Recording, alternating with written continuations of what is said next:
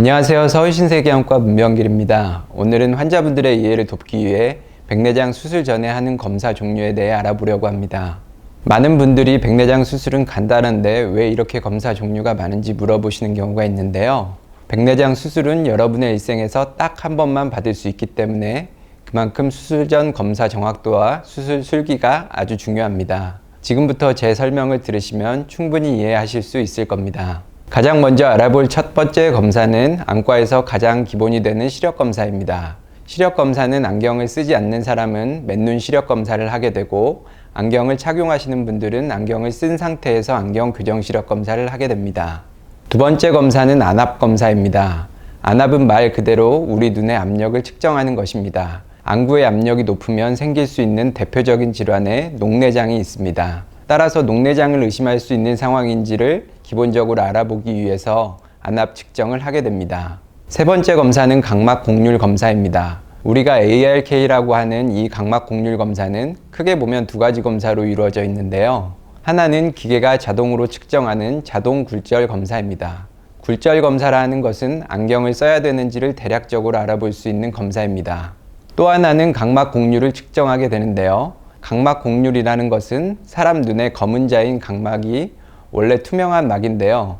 그 표면이 불룩하신 분이 있고 평평하신 분이 있는데, 환자에 따라 그 곡률이 얼마나 되는지를 파악하는 검사이고, 이를 통해서 환자의 각막 난시가 어느 정도 있는지를 알아볼 수 있겠습니다. 네 번째 검사는 굴절 검사입니다. 굴절 검사를 한마디로 표현하면 정확한 안경 도수를 측정하는 검사가 되겠습니다. 본인에게 가장 잘 맞는 안경을 끼웠을 때 시력이 얼마나 나오는지를 측정하게 되는데, 그것을 우리가 최대 교정 시력이라고 합니다. 맨 처음에 쟀던 맨눈 시력과는 대조적인 개념인데요. 잘 맞는 안경을 썼을 때 시력이 나오지 않는다. 그러면 눈에 문제가 있는 것을 저희가 예측해 볼 수 있고, 그중 가장 대표적인 게 백내장이 되겠습니다. 다섯 번째 검사는 광각 안저 촬영 검사입니다. 우리 눈의 가장 안쪽에 신경이 얇게 펼쳐져 있는 막이 있는데, 이걸 망막이라고 하고, 이를 확인하는 검사를 안저 검사라고 합니다. 이를 통해 망막에 질환이 있는지를 확인하게 되고, 백내장 수술 후에 시력이 어느 정도 나올 수 있는지를 저희가 가늠해 볼 수가 있겠습니다. 지금 이 사진을 보시면 백내장 환자의 광각 안저 촬영 사진인데요. 이 사진이 마치 안개가 낀 것처럼 뿌옇게 찍혀 있는 것은 백내장이 심해서 그렇습니다. 백내장이 심하면 수정체가 뿌옇게 변하기 때문에 환자 입장에서 봤을 때 밖을 쳐다볼 때도 뿌옇게 보이지만, 저희가 눈속을 촬영할 때도 이 수정체를 통과해서 사진이 찍히기 때문에 뿌옇게 나올 수밖에 없습니다. 따라서 이 검사를 통해 백내장이 있다는 것을 직관적으로 확인하고, 망막이나 시신경에 문제가 있는지를 알아볼 수 있는 중요한 검사가 되겠습니다. 여섯 번째 검사는 안구 광학 단층 촬영 검사입니다. 용어가 좀 어려운데요. 우리가 OCT라고 부르는 안구 광학 단층 촬영은 CT나 MRI처럼 조직의 단면을 보는 검사로 크게 두 가지를 측정하고 있습니다. 첫째로 녹내장 유무를 알아보는 검사가 되겠습니다. 주로 시신경 쪽에 초점을 맞춰서 촬영을 하면 단면을 봤을 때 녹내장이 있으면 시신경이 얇아지는 소견을 보입니다. 뇌나 시신경에 오래된 이상이 있어도 어느 정도 여기에 표시가 될 수가 있습니다. 이 검사는 같은 광학 단층 촬영 중에 황반이라는 부위, 즉 시력의 제일 중요한 망막의 중심이 되는 황반을 촬영한 결과입니다. 지금 보시는 소견이 정상적인 황반 소견이고요. 이 촬영을 통해 황반 변성이나 망막 부종, 망막 점막과 같은 질환이 있는지를 수술 전에 알아볼 수 있고, 이에 따라 백내장 수술 후의 시력 예후를 저희가 예측할 수 있게 되겠습니다. 일곱 번째 검사는 각막 지형도 검사입니다. 각막 지형도 검사라 하는 것은 지도에서 산의 높낮이를 표시할 때 등고선과 색깔로 표시를 하게 되는데요. 그것과 비슷한 검사라고 생각하시면 되겠습니다. 각막은 겉으로 보면 공처럼 구형으로 매끈하게 보이는데요. 실제로는 사람마다 조금씩은 다른 모양으로 울퉁불퉁한 부분이 있다고 생각하시면 좋습니다.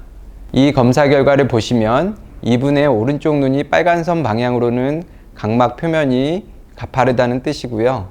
파란 선 방향으로는 평평하다는 뜻입니다. 이러한 굴곡의 차이를 우리가 각막 난시라고 표현합니다. 각막에 난시가 일정량 이상 있게 되면 백내장 수술을 해도 난시가 남기 때문에 안경을 써야 할 수 있습니다. 따라서 안경을 써야 하는 불편함을 없애려면 수술을 할 때 저희가 난시용 인공수정체를 넣을 수 있는데요. 수정체 종류를 결정하는 데도 이러한 각막 지형도 검사가 중요한 검사가 되겠습니다. 여덟 번째 검사는 인공수정체의 도수를 측정하는 검사가 되겠습니다. 전문적인 용어로는 IOL 마스터라고 하는 검사입니다. 백내장 수술 전에는 꼭 인공수정체 도수를 결정하고 수술에 들어가야 되는데요.